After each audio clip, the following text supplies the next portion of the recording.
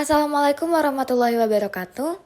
Yang terhormat kepada dosen pengampu mata kuliah Landasan Kerangka Filosofis Pendidikan Kewarganegaraan. Sebelumnya izinkan saya memperkenalkan diri terlebih dahulu. Nama saya Ayawarda Makfira. Dari kelas B, Program Studi Pendidikan Pancasila dan Kewarganegaraan, Fakultas Ilmu Sosial Universitas Negeri Jakarta. Dan seperti yang sudah terlihat di sini, bahwasanya di video ini saya akan membahas tentang analisis teoretis model pendidikan kewarganegaraan yang ditulis oleh Afif Cohen pada kompetensi inti dan kompetensi dasar tingkat keempat. Yuk langsung kita simak videonya. Yang pertama adalah Liberal Civic Education, yang artinya mengembangkan keterampilan dari siswa atas kemampuan individual yang ada pada dirinya sendiri yang diperlukan untuk mengambil bagian atau peran dalam proses politik. Dalam spiritual, ada kompetensi dasar kedua, yaitu bagaimana kita dapat menghargai kewajiban dan hak warga masyarakat dalam kehidupan sehari-hari dalam menjalankan agama, meskipun berbeda satu sama lain. Dalam sikap sosial, ada bagaimana siswa dapat menunjukkan sikap disiplin dalam memenuhi kewajiban dan haknya sebagai warga masyarakat sebagai wujud dari adanya cinta tanah air dalam diri mereka. Yang ketiga, dalam pengetahuan, ada bagaimana siswa dapat menyebutkan apa aja sih implementasi atau pelaksanaan dari hak dan juga kewajiban sebagai warga masyarakat dalam kehidupan sehari-hari. Lalu pada keterampilan, siswa dapat menyajikan apa aja sih contoh pelaksanaan dari kewajiban dan hak sebagai warga masyarakat dalam kehidupan sehari-hari.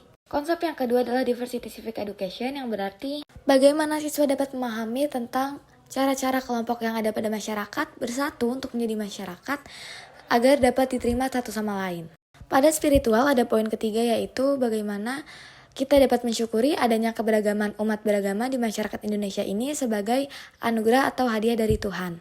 Dan yang kedua dalam sikap sosial, yaitu gimana kita dapat bersikap toleran dari adanya keberagaman umat beragama di masyarakat dalam konteks Bhinneka Tunggal Ika. Dan yang ketiga dalam pengetahuan, ada menjelaskan manfaat keberagaman karakteristik individu dalam kehidupan sehari-hari nih. Dan yang terakhir adalah bagaimana kita dapat mengemukakan manfaat yang tadi sudah kita ketahui tentang keberagaman karakteristik individu dalam kehidupan sehari-hari.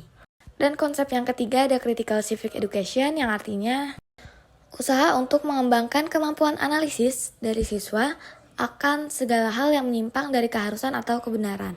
Dalam spiritual, ada menerima makna hubungan bintang, rantai, pohon beringin, kepala banteng, dan padi kapas pada lambang negara Garuda Pancasila sebagai anugerah dari Tuhan Yang Maha Esa. Dalam sikap sosial, ada bersikap, berani mengaku kesalahan, meminta maaf, memberi maaf, dan santun sebagai perwujudan nilai dan juga moral Pancasila. Lalu yang dari pengetahuan, ada memahami bagaimana makna hubungan simbol dengan sila-sila Pancasila, dan yang keempat, dalam keterampilan ada menjelaskan bagaimana makna hubungan simbol dengan sila-sila Pancasila sebagai satu kesatuan dalam kehidupan sehari-hari. Jadi dalam Critical Civic Education ini kita harus sadar dan kritis terhadap esensi-esensi dari setiap kompetensi inti. Dan yang terakhir ada Republican Civic Education, yang artinya bagaimana kita bisa mengembangkan rasa solidaritas dan kebersamaan antar kita dengan masyarakat yang lain untuk mencapai tujuan nasional, tujuan bersama, tujuan kita. Pada spiritual, ada kompetensi dasar nomor 4, yaitu bagaimana kita dapat mensyukuri bermacam-macamnya suku bangsa, sosial, dan juga budaya yang ada di Indonesia yang terikat dalam persatuan dan kesatuan negara Kesatuan Republik Indonesia sebagai anugerah dari Tuhan. Dan dalam sikap sosial, yaitu di sini kita bisa menampilkan sikap kerjasama yang baik dalam berbagai bentuk keberagaman yang ada dalam kehidupan sehari-hari.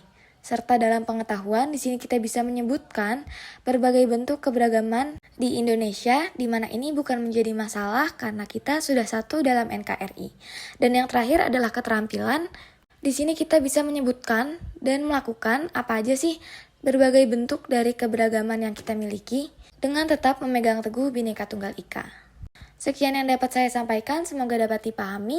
Mohon maaf apabila ada perkataan yang kurang berkenan. Terima kasih. Wassalamualaikum warahmatullahi wabarakatuh.